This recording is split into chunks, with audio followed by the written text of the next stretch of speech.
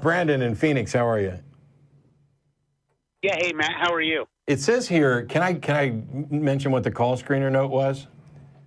Yeah, go for it.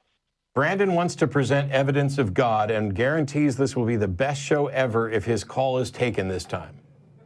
Wow. Wow. We're in awe, man. Go for it. Well, I cede the floor. Let me start by just kind of to stage things. Let me ask you if for example, I had buried $30 million worth of gold, and I approached you with the proposition that if you help me dig up this gold, which I've stamped to prove that it's my gold, it's got my name on it and all of that, and I guaranteed you that you were going to get 30% of the take for helping me dig it up, would you want me to draw up a contract to our agreement? Yes. Now, why would you want me to draw up a contract? Because it has legal protection in the case that you try to screw me on the deal after. So basically, I mean, in short, so that the story doesn't change after we dig up the gold, right? I suppose you can phrase it that way, sure. But the real thing isn't, I'm not as concerned. I can't come back and I only told you 5%, not 30%. Sure, yeah, okay, well, that's a version of the story. I'm just saying that I would do it because there's legal protection there to keep me from getting screwed. Right. So, but before I grab a shovel, you're going to have to actually demonstrate that the gold's real, because I'm just going to, basically I would well, that was probably my next also point, is you have no idea if I actually buried anything, so you'd kind of have to take my word on faith. No, because the contract I actually buried. No, I don't have to take your word on faith for anything, because the contract would be written in such a way that if you have $30 million in gold and you're going to give me 30% of it, well, let's just say $10 million to make the math easier.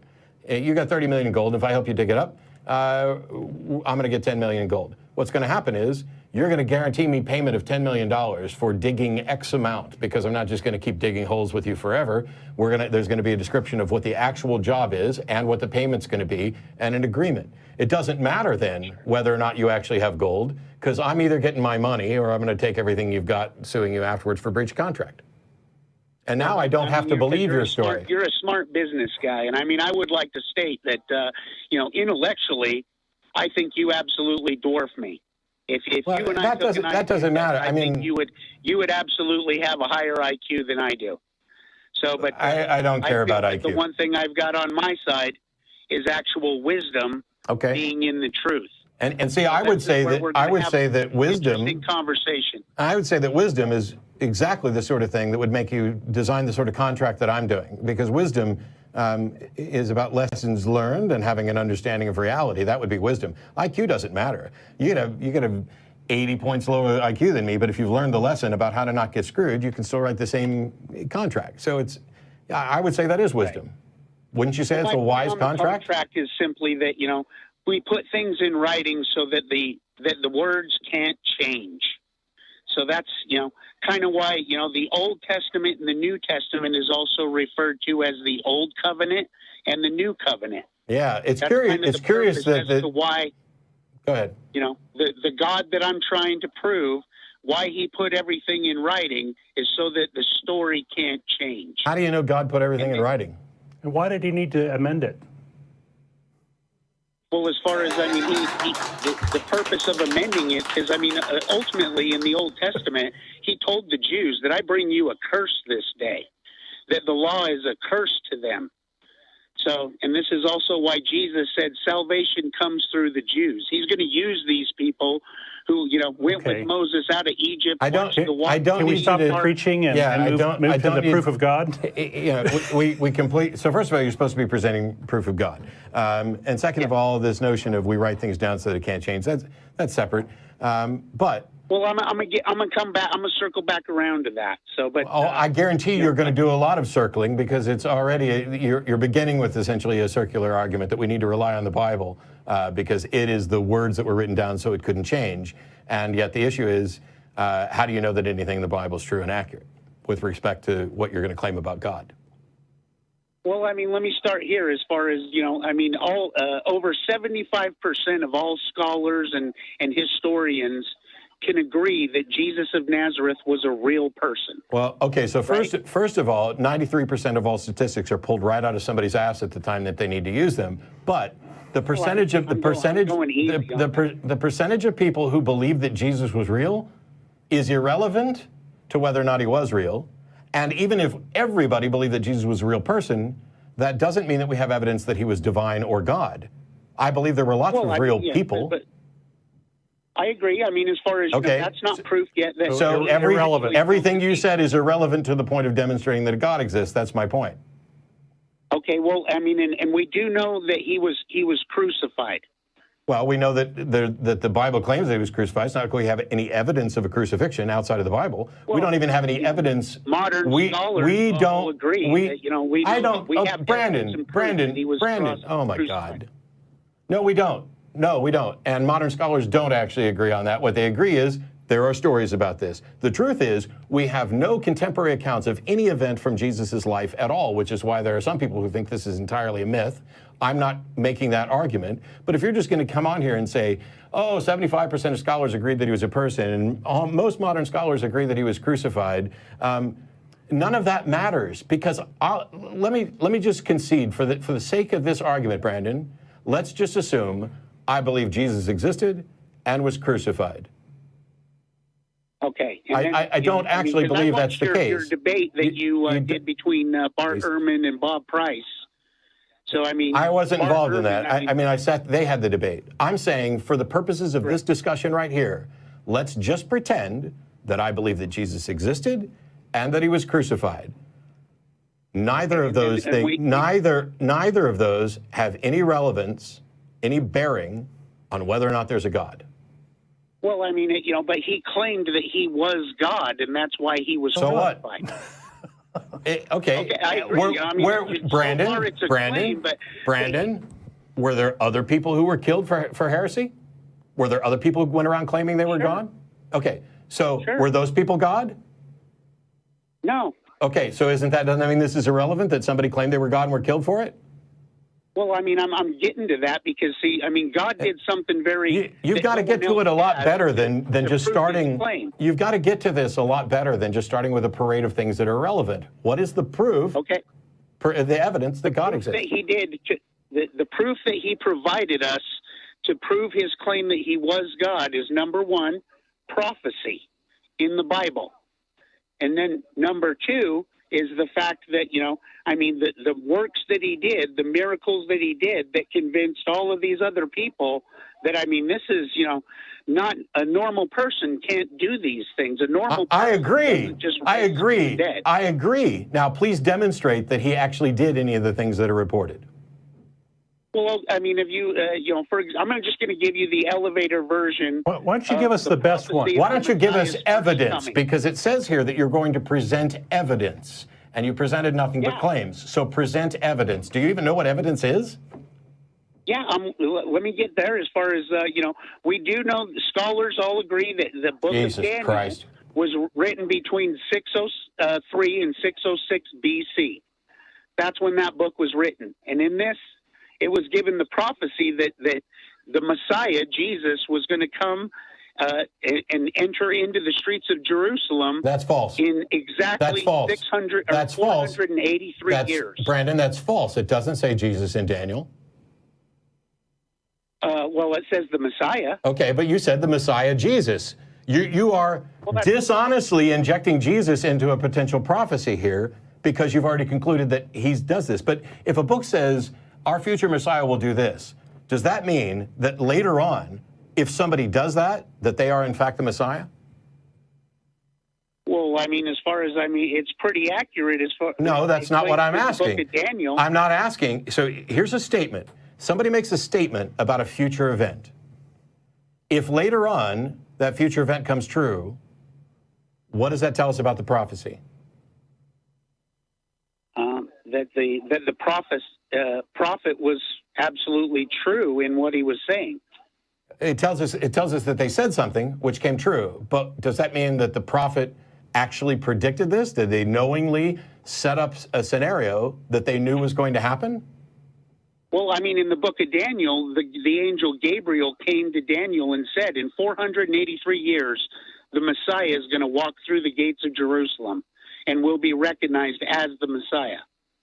And then, I mean, and that's exactly 173,880 days. So let's and say to the day Jesus entered into Jerusalem. So let's say mass, Jesus Christ. Let's say that 3 days before Jesus entered Jerusalem, assuming that's actually what happened, did somebody have access to the book of Daniel at that time? Absolutely, the Jewish people. They're historians. That's why God used them. So if I go in to a restaurant and I order a steak medium rare, and I get a steak that's medium rare, have I made a prediction and the waiter fulfilled prophecy? Well, I mean, that's a prediction. That's something, you know. Prophecy is a prediction. Prediction are two different things. No, they're not. Things that are different. No, they're not. The same. They're not the same. Prophecy and prediction are synonyms. You are saying this is going to happen in the future, and then it happens.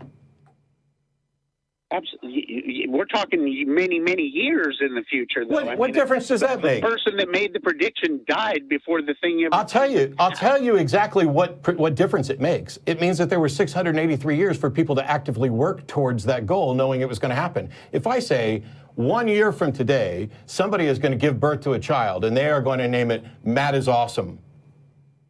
And a year to the day from now, somebody actually names their kid Matt is Awesome. Was that prophecy being fulfilled?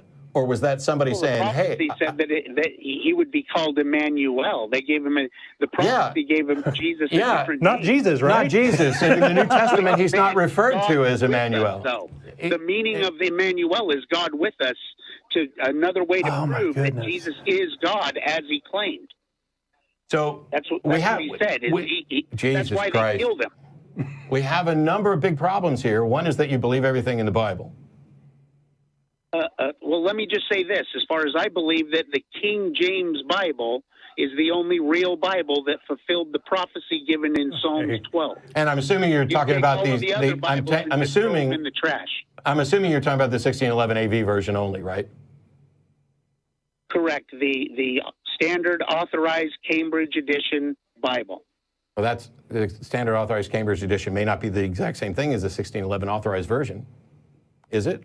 Well, I mean, that's the real Bible. Get your story straight. Is you can take all the other Bibles and trash them. Sure. Even the Bibles that was based on, that the interpretations came out of, even the Masoretic text and the Septuagint, you can chuck those in the trash. We'll see. What about the Dead Sea Scrolls? What about the Dead Sea? What about the Dead Sea Scrolls? You're going to chuck those in the trash too? Absolutely. Okay. As far as, this is where... So Brandon, we're done. God made it Brandon, you're a cartoon, man. Brandon, we're done. You have a ridiculous position. You have a ridiculous position. Here, no. I'm not holding on. You're holding on. You're on hold right now. I might bring you back. I might not. In 1611, a new version of the Bible was translated from a number of different texts. And your thing is, we can toss out all those things that it was based on and just go with this one, as if the Lord himself spoke English. As if these people who translated it have even a fraction of the understanding of the ancient languages and the context at the time as modern scholars do. That makes no sense. This is you not just cherry picking from the Bible, but cherry picking the Bible. Well, I don't mean to. I'm not trying to cherry pick. I understand your point, and it's a good point. I'm just saying that, obviously, God. If God is God, then He's capable of speaking any language that He wants to. Sure. Isn't He also capable? Isn't He also capable of revealing Himself to all of us right now? He has. This is the point. This is where I'm. No, He hasn't. God has never revealed Himself to me. I can say that with confidence. Nor me. Well, He's not going to physically reveal himself to you. Can He not do that? Because of our nature versus... Can He do that? Can He do it or not? Without destroying you, no. Then how did He reveal Himself to anybody else? How did He explain the Damascus Road experience? Isn't that a revelation directly to Saul? Absolutely. And as far as... And it didn't destroy him, did it? This is, Did it destroy him? Fried his those are brain, chosen probably. vessels, and Did it- apostles did have it- a specific. Okay, look, oh my God, you're just making all kinds of excuses. I said, can God do this? And you said, not without destroying you. And then I pull up an example where you have to believe, because it's in your book, that God revealed himself to somebody without destroying. And now you come up with a post hoc rationalization that he was a chosen vessel. Can God make me a chosen vessel? Of course, I think he has. Why I think hasn't he? that if you actually Wait, were so- Well, then we're back to square one. No. Why doesn't he do it? Because now you just said that you think God has made me a chosen vessel, but you said that God couldn't reveal himself to destroy without destroying me. And then when I asked what it would take, I would say, why could it happen to Saul? And you said because he was a chosen vessel. So if I'm a chosen vessel, then clearly God can reveal himself to me without destroying me, right? So the answer to my original question was yes, he can. Yeah, sure, of course. I mean, And yet he hasn't. If you were to be an apostle, which their function has already been served, it's done. So apostles have to believe before the revelation? No, I mean, but see, Okay, so then apostles are different from prophets. No, Brandon. As far as Brandon. they set down doctrine. Brandon. Prophets tell Shut you up! future events. You're not following this. You've said I'm a vessel and that God can reveal himself to me. And then when I say, why hasn't he? You say it's because I'm not an apostle. And I'm asking, do you have to be apostle before that you get the revelation? And your answer is no. So it's irrelevant to why I haven't received the revelation yet. Don't you think that if God considers me a vessel and reveals himself to me, that perhaps I might become an apostle? Well, no, because I mean the apostleship is already done. There won't be any more apostles. So then God can't reveal himself to me because I can't become an apostle, right? Well, no. He has. He's no, he hasn't. Here on earth right now. See, Brandon. Sorry. God has not revealed himself to me. Period. Full stop. Well, let me explain how he's done this, except you just don't see it yet. Oh my God, Brandon.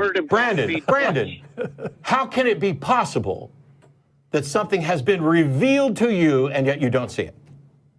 That the process of revelation intrinsically includes the recognition of the observer. This is something different from, hey, there is evidence for something and you just haven't seen it yet, versus I have revealed this evidence to you and you don't see it. Well, I mean, have you ever, lost your glasses or something and they're just sitting right in front of your...